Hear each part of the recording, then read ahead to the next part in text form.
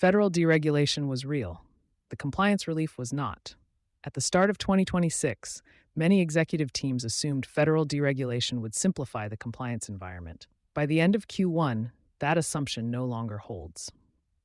What emerged instead is a more fragmented system. Federal pullback did not reduce exposure, it redistributed it. This is the Q1 scorecard that matters heading into Q2. Not whether regulation eased, but where risk shifted, where it held, and where it increased without drawing attention.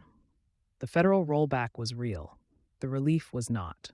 There is no question that the federal posture changed. The SEC stepped back from defending its climate disclosure rule. Other ESG-related rulemaking across federal agencies slowed or stalled. For companies that had been building disclosure infrastructure around those requirements, the shift introduced uncertainty about what to prioritize. What did not follow was simplification. State and international requirements continued moving forward. In some cases, they accelerated.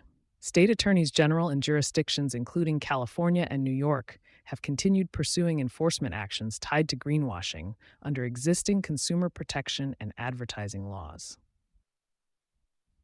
In Europe, the Environmental Crime Directive is moving toward implementation across member states, introducing potential criminal liability that was not widely reflected in corporate risk planning at the start of the year. The result is not less regulation. It is a compliance map that is harder to read and less forgiving of incorrect assumptions. ESG didn't retreat. The cost of getting it wrong increased. ESG may be less visible in external messaging, but the underlying exposure has not diminished. Two shifts stand out.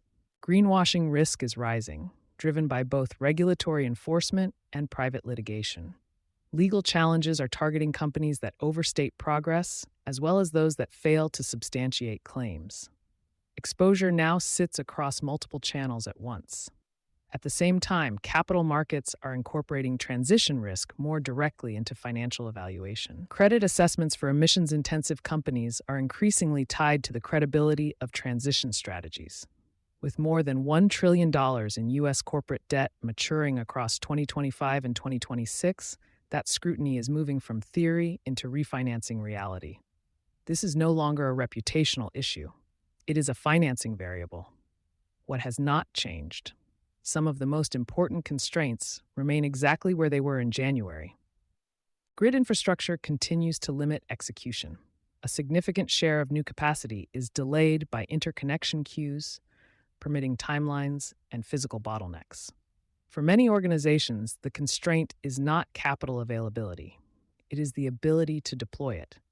Capital itself has not retreated from climate-aligned infrastructure. Funding remains available, but it is concentrating around projects that are ready to move. Companies waiting for conditions to stabilize are falling behind those already positioned to build.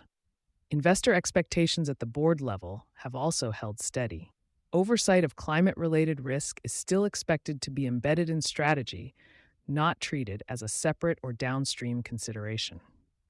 The decisions that cannot wait.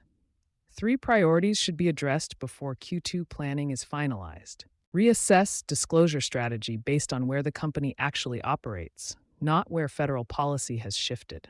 State and international requirements are now defining the compliance baseline. Test capital plans against infrastructure reality.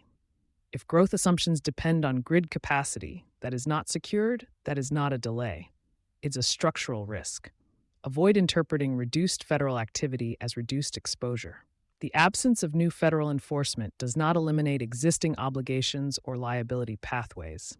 The companies most exposed in 2026 will not be the ones currently under scrutiny.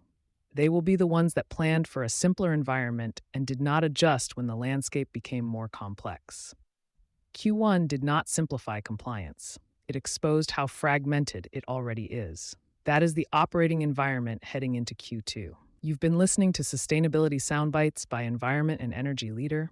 For partnership opportunities, please reach out to our team.